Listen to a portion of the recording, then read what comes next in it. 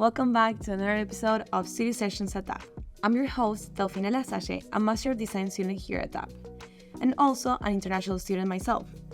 Today's episode is close to my heart. I will dive into what it's like to study at DAAP from the unique perspective of being far away from home. DAAP is such a creative and collaborative space with students from all around the world, each bringing their own culture and creative into the mix. Today, I will be talking with my fellow international students. Hi, I'm Casey. I'm on exchange from Australia and I'm just spending the full semester here. That's right. Hey, I'm Mario. I'm a first-year MDes student, and I'm from the Philippines originally, but I was raised in Qatar. So they will be talking about the challenges and the surprises and the way DAAP has impacted their design perspectives, and whether you're thinking about studying abroad or already being part of the international Bearcat community, here's the podcast for you. So, grab your sketchbook, coffee, or whatever gets you in the zone, and let's dive into today's session. So guys, tell me, what inspired you to pursue your field of study at DAAP as an international student? Well, for me, with the way that I had to go through my process, I had to have two host countries of option, and then for my first preference, which it was the US, which the reason that I chose that was because my major is industrial design. I viewed the US to have the most amount of opportunities, and also that teachers in English. Would love to go to Europe, but having to learn in another language is terrifying. But and then in terms of choosing, since like DAAP, opposed to any other program elsewhere, was honestly the opportunities, and also learning about co-ops and what that brings, and also just even though I'm not going to be able to go to co-op, but my professors and my peers have those connections and opportunities, so it's a great like networking opportunity too, which I have discovered. Yeah. That's amazing. All right. Well, for me, it was basically in Doha, there aren't very many master's programs in the arts in general. Very few. So I looked outside and I chose the U.S. because I actually did my undergrad at a U.S. institution. So it would just be much easier to transfer, my credits and my undergrad to a U.S. university. And I chose DAAP specifically because it felt like it was a program that had heart. I looked through many other master's programs in design and art, and I don't know, they just felt really dry. And, the one at DAAP, the Master of Design program, just felt like it had a lot of heart. They were focusing on human-centered design, and their process is evidence-based design, which was something I did in my undergrad, so, it really stood out to me. Yeah. So talking about the heart and how DAAP institution is, how do you think that the environment of how DAAP helped you adapt to this new country?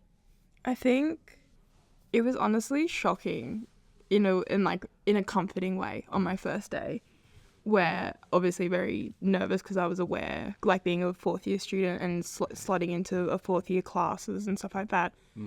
Already knew that those people were together for 4 years and they know each other. And you never know if you're stepping into like a welcoming environment or if it's like kind of they are their own like community. Yeah, community. Which I understand, right, like you've been together for 4 years, obviously. But the second I walked in, like obviously the only unfamiliar face, and then everyone was so kind and like so lovely.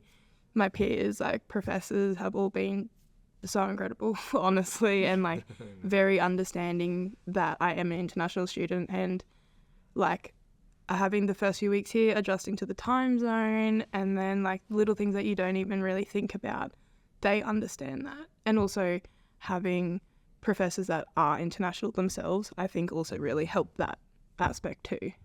Yeah, which is really nice having that balance here. Yeah, I think it's crazy how many international professors are in that. Like there's so that much diversity. Yeah. Like even our It's great. director of our career, like the Master of Design, is not from here, it's like from. Yeah. So it's like crazy. Yeah, no, going off of that, it was the same for me. When I came, most of us were actually international students, and it was great. And, everyone just, was very accepting, and everyone was just as lost as the other, like we were all just trying to make it through, and it was great. Everyone was very kind, very welcoming, and it's amazing to see how many different backgrounds and, ways of thinking there are that we have at the class. And, it's always super exciting to go into class because everyone just thinks so differently. Like, you really learn so much from everyone.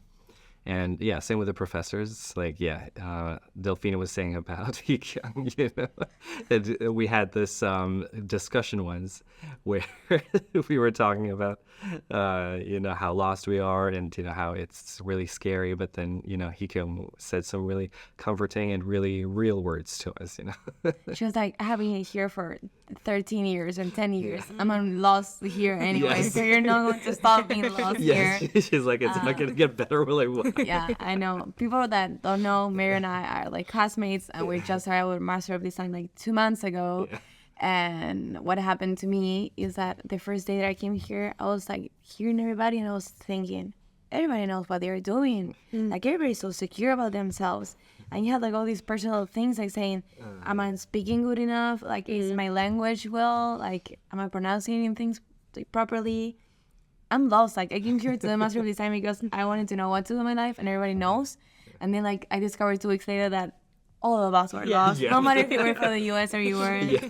And all the people that were international were having the same, like, problems and facing the same things. Yeah. But you thought that you were, like, the only one, and nobody said it out loud because you were, like saying, no, I'm not going to look weak here, but I mean, it doesn't matter your age. You're like, you know what it comes like. That's what's so good about the experience of like an international, I guess, venture is you do really find out everything that you feel is so universal with the people around you. Doesn't matter where you go. I mean, like, we probably met 2 months ago, but we actually like had a conversation and clicked 3 weeks ago. Yeah. And here we are, like, things like that, purely because we, from our conversation, identified like, oh, yeah, I feel this way. I feel this way too. I don't know. Let's help each other. It's so nice. Yeah, no, and it's great. Like, once everyone sort of was able to sort of like warm up to each other, everyone was just like, oh my God, like, I'm having some problems with my social security number. Like, how did you fix it? Like, it was great. Like, stuff. Exactly. No, everyone was like, we were like all together, and I was like, the social security number. Like, how did you do it? Like, they were like, yeah. Well, it's crazy because in our program, half of us are international. Like, from India, from China, and from Argentina. From Qatar, or like, so it's like there's a lot of mixture of backgrounds. But talking about these challenges, did you face another challenge as an international student? Like, could you have like something in mind? I think about it.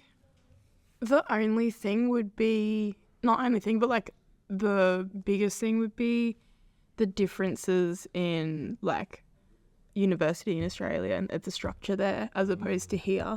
Like, back home we don't mark attendance and things like, so like having that's actually been an adjustment because it makes me feel like I'm back in high school, because that's the last time I had kind of a very structured learning. Whereas back home, at least with my degree, it's like, yes, you go to your classes, but more freedom. There's more freedom, and especially since COVID, we've a lot of it has changed to online stuff, so it's a very hybrid style learning. But also because with my major being industrial, that's very hands-on work, I do get that aspect of going in.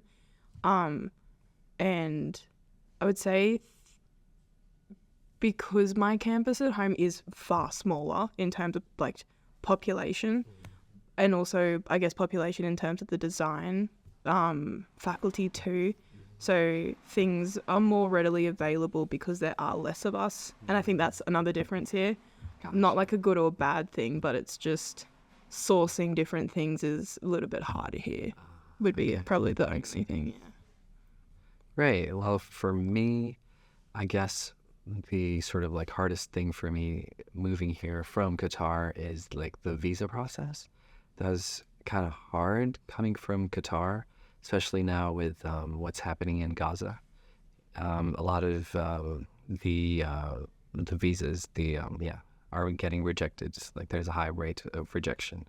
So, you really had to make sure your documents were in order, and, you had to answer properly. And the interview is only like 30 seconds, but then they can, reject or accept your application in those 30 seconds. It's like so quick, just based on your body language and what your answers are. Yeah. Yeah. So, Yeah, it's the same process. I think that paperwork itself gets me stressed out because I'm always trying to miss out everything. Yeah. Well, for me, since I'm interviewing you guys, but since I'm also like an international student, for me it was kind of hard, like speaking a second language sometimes, like how to explain myself, because to get things, I think it's not that hard, but to explain things in a language that is like more formal, when you're like speaking about ideas, it's like saying, how are you, what is your name, like it's actually like translating all my background and my major into English, and sometimes I'm talking, I'm like, I didn't know I knew that word, like how it came out of my system. But I think that was kind of hard, and I think that now I'm like adjusting to everything. I mean, I think you get along, like at the second month you're like more comfortable, but the first month is the worst, like being used to everything. Acclimating to a new environment, especially a foreign one, is, and like I couldn't even honestly like fathom how it would be for like both of you, like coming from non-English speaking countries, and like came from one. Mary has amazing English. Mary has an amazing English, so it doesn't count. So yeah, I was going to ask you guys, like, talking about the good things about DAAP, what has been your like favorite project that you have been doing here, or favorite class, or something that caught of your attention? Okay, for me it was so far I had the most fun during the mobility challenge. Oh, the MIT one? Yeah, the MIT. Oh, I was like over a weekend, wasn't it? Yeah, we heard all about it. That was hard. It was fun, hard. but it was hard. Exactly. No, it was great because like everyone had these like crazy ideas and crazy outputs at the end, and it just felt really encouraging and inspiring. What about you, Casey? Honestly, probably our service design subject that we're doing at the moment, which we share, and that one's been particularly interesting because it's my first opportunity to really work with people who have like a couple years under their belt, and working with like two master students. Like I've got Vija and Sharanya in my group, which has been like incredible, and then another girl, Sam, who's in code. She's in code, and working with people that are multidisciplinary and learning from them, because like I have had no idea about like really illustration or website design and like UX, and like really my specialty is mostly product design. So being able to learn those aspects too has been honestly like incredibly enriching, and open up avenues of like, okay, I like this but I don't like that too, things like that, which has actually been great. Yeah, I think it's crazy how here at DAAP there's like a lot of diversity, and how you mix out with a lot of backgrounds in many classes. I have and a lot of opportunity for a collaboration too. Yeah. I never had that chance like when I was in college. I only had like projects with my class, like my major only, like I didn't mix out with other classes. And working with the same people for 4 years gets a bit old. Yeah. It gets a bit old. Well, we did it for 5 years, and a lot of people change in the process. So talking about that, I was going to ask you guys, how has the diversity of students and faculty at DAAP influenced you in your creative process? How did it change the way you think? Definitely becoming better at refining. So like you've got iterating and then ideating, but then actually further refining those like touch points that you do end up, I guess, ideating and coming up with. But then, because I guess before coming here, my struggle has always been, and that is actually half of the reason why I did want to come to DAAP, was I've always find my problem and I come up with a product, but I just always feel that it lacks something, and it is that extra further refinement. And I am finding that like learning different methods here and learning from other people has helped me be able to identify better those things and then how to make them better for that user and the needs and things like that. I think you open your cart of the users. I think they have like this reality in your country, and then when you go to another country, you open yourself and you're, I'm not taking this into account of designing things. Like there's so many things that I'm not thinking about diversity and thoughts and religions, and like there's so many things, and they're sitting next to you because they're like, I don't know. No, but it is also like, I think of it as with like product design, US is a very big market too. So actually hearing people's opinions and things like that here and then putting it into design like later on for like that actual demographic that it probably will end up being sold to the absolute most, probably the US at the end of the day. Like biggest consumer. So in terms of like for most things. Right. Yeah. No, that makes so much sense. Like exactly here, like, I mean, in Qatar it was already pretty diverse, but then the majority of the people were Muslim. But then here it's nice to see a bit more of a variety of faiths, which is very interesting, or actually a lack of it. Like there are people that don't believe in God. And that's very fascinating because, you know, taking that into like design and going forward, like, you know, taking that perspective from, you know, that belief is really eye-opening. You're like, okay, you know, like you're sort of thinking like, okay, it kind of makes sort of like sense now that, you know, it's being explained by someone with this background, you know, someone totally different background, and explaining something that, you know, you didn't really even consider before. So it's really just eye-opening every time. Yeah, it's great. If you could bring one element of your home culture and bring it to DAAP, what would it be? Besides you, because you're suffering from your culture. That's such a good question. There's so much. Well, for me, it's like food. So we have this tea, like it's like a milk tea called karak. And we used to have karak Wednesdays at my undergrad university. I definitely want to bring that here, you know? Like, stop what you're doing. We need to get karak, you know, we need to get milk tea, and we just, you know, all socialize there. You can try to do it on the way. Yeah, I know, please.